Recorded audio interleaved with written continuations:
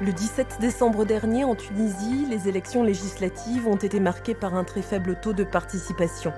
Le Parlement est vidé de quasiment tout pouvoir, comme le prévoit la nouvelle constitution voulue par le président Kais Saied. 12 ans après la révolution de Jasmin, le pays connaît une crise politique doublée d'une importante crise économique et financière.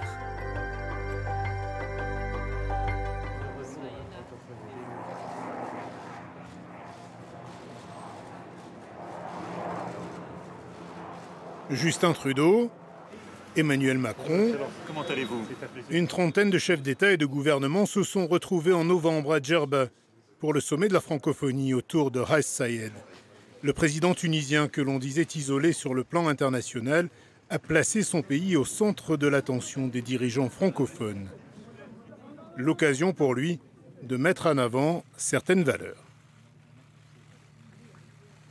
Pour un monde solidaire, tout en réaffirmant le profond attachement de mon pays aux valeurs partagées de démocratie, de liberté et de participation citoyenne. Sous le regard de la presse internationale, Kais Saied déroule un discours autour de valeurs qu'il semblait avoir laissées de côté depuis son élection en 2019, s'arrogeant de plus en plus de pouvoir. Au centre de presse, journalistes tunisiens et étrangers suivent les débats. Lakhdar Souid de la radio publique tunisienne exerce depuis 50 ans. Il en a vu passer des dirigeants.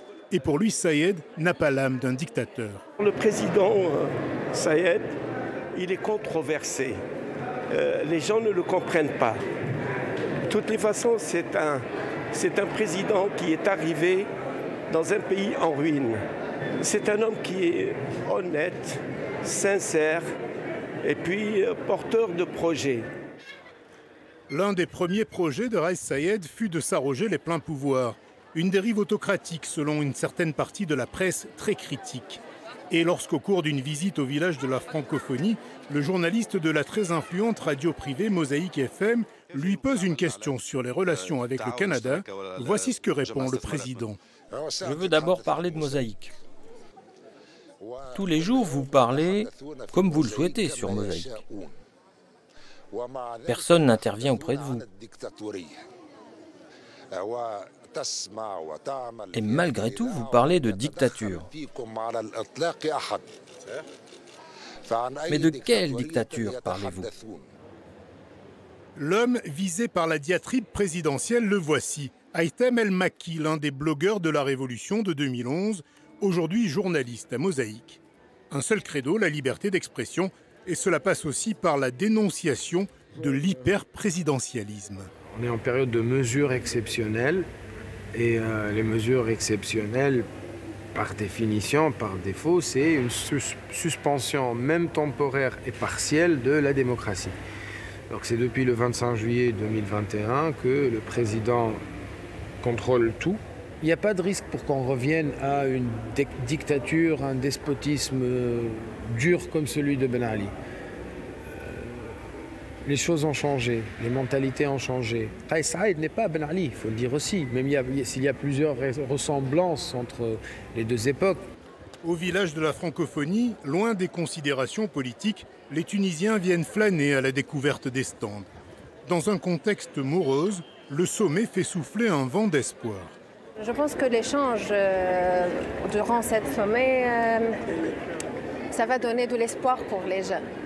Que aussi nous avons du potentiel et nous sommes un point repère, une direction, une destination. J'espère que la Tunisie va bien pour pousser la francophonie, pousser pour l'économie. La Tunisie, ça va bien, on va réussir pour l'avenir, pour nos enfants, j'espère bien la Tunisie qu'elle va passer ces difficultés. Car sur fond de crise mondiale et de guerre en Ukraine, l'économie tunisienne est mal en point. Sur le marché des Arziz, la vedette, c'est l'inflation. À 2,50 € le kilo, les dattes ne font plus recette. Il y a une forte baisse des ventes par rapport à l'année dernière, à cause de l'argent. Et les gens en achètent combien aujourd'hui? Moins, beaucoup moins. Et c'est pareil pour la plupart des autres produits. La sécheresse des 3 dernières années n'aide pas, le prix des pommes de terre a doublé sur la période. Les fins de mois sont difficiles pour la plupart des Tunisiens. Le salaire minimum est à 425 dinars, l'équivalent de 130 €. Il y en a qui arrivent à acheter, d'autres qui n'y arrivent pas. La vie est chère. Depuis 2-3 ans, ça ne cesse d'augmenter. Les gens s'en vont, ils partent. Avant, avec 20 dinars, tu peux remplir un coffin. Aujourd'hui, on ne peut plus. Pour la viande, ça y est, presque tout le monde maintenant mange du poulet. Parce que la viande arrive à 30 dinars. 30 dinars, on ne peut pas offrir, surtout un ouvrier ne peut pas avoir 30 dinars pour acheter de la viande. La ville de Zarziz, 72 000 habitants, vit essentiellement de la mer. Khaled Bourassine est pêcheur.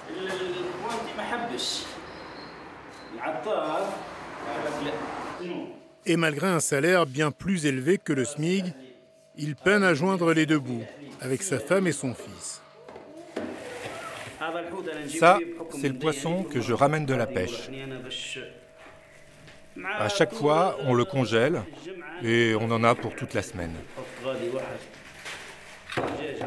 Ça, c'est le poulet. Regardez le poulet. On le coupe en petits morceaux. Avec ça, tu as de quoi préparer un repas. Il y a des gens, parfois, tu vas chez eux, tu trouves même pas ça. Tu trouves rien. Tu trouves le frigo vide. Certains produits subventionnés par l'État, comme le lait, sont très difficiles à trouver. Avant, on avait 3-4 packs de lait. Maintenant, il n'y en a plus qu'un. L'après-midi, tu vas dans une autre épicerie pour voir s'il y en a. Et il n'y en a pas. Parfois, un ami t'appelle et te dit « Le camion est passé ». Et alors tu pars en acheter en courant. Mais maintenant, en Tunisie, on surveille le camion de lait.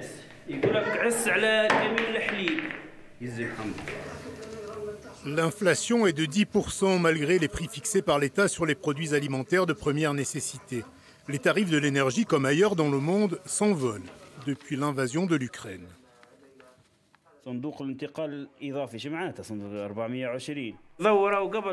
Avant, la facture d'électricité, c'était 12-13 €. Maintenant, ça a beaucoup augmenté. Regarde la première facture. Elle est à 34 €.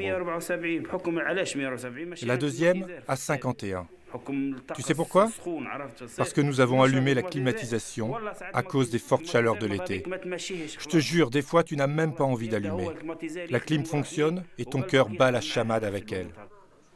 Khaled a cru en Raïs Saïed. Il a voté pour lui, pour tourner la page de 9 ans de gouvernement d'hiver manœuvré par le parti islamique. Kaïs Saïed nous a donné de l'espoir. Il nous a dit « Je vais faire baisser les prix. Votre niveau de vie en tant que Tunisien va s'améliorer. » J'ai rien vu. Ça fait maintenant 2-3 ans qu'il est au pouvoir et j'ai rien vu. La vie reste chère. Je t'assure que si ça continue, il y aura une révolution pire que celle de 2011. La forte popularité du président semble s'amoindrir.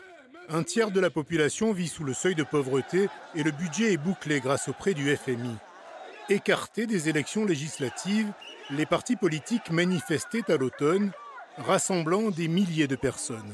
Ceci est le message principal que nous voulons passer. Un message qui casse le récit que Raïs Saïed répète à chaque fois, qui consiste à dire que tout ce qu'il fait est exactement la traduction de la volonté du peuple. Nous, la plus grande partie des Tunisiens, sommes contre les mesures qu'il a mises en place, et surtout celles qui touchent les libertés. Le 25 juillet 2022, la Tunisie votait lors du référendum en vue d'adopter la nouvelle constitution. 30% de participation et 95% de oui.